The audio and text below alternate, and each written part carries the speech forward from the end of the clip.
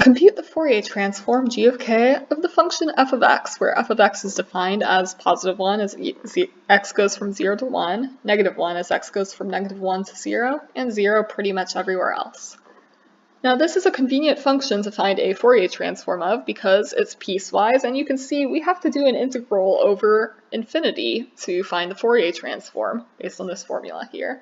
And so since this is already broken into chunks in our definition of f of x, that gives us a nice convenient way to do the same thing to this large integral, and so that will simplify it some. Before we implement this formula, let's take note. Up here we have our definition of f of x, and we can see that we actually don't know the value for x equals negative 1, 0, or 1.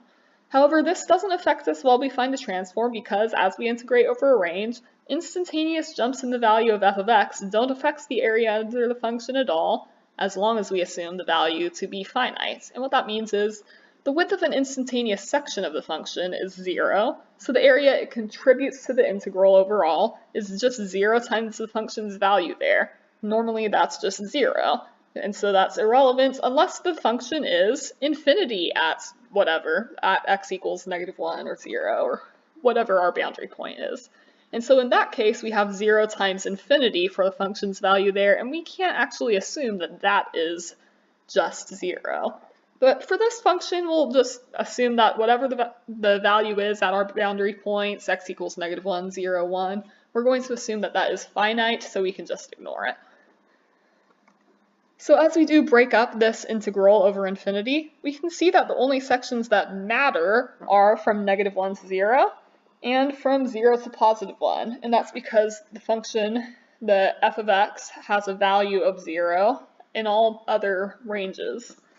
So this gives us two integrals of exponentials, and if we dust off our calculus knowledge, we can see that our result for those integrals is this right here. It's e to the, or let's see, negative e to the negative ikx over negative ik, evaluated at x equals negative 1 to 0, and positive e to the negative ikx over negative ik, evaluated at x equals 0 to positive 1.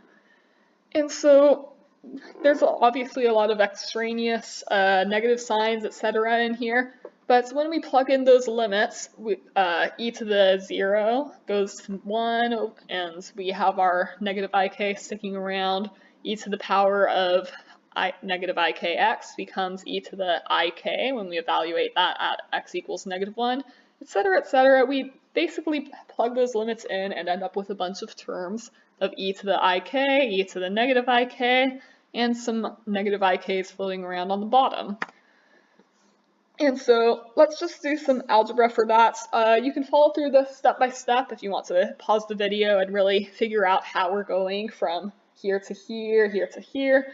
But basically, we end up with the result of g of k is 2 over ik times 1 minus cosine of k.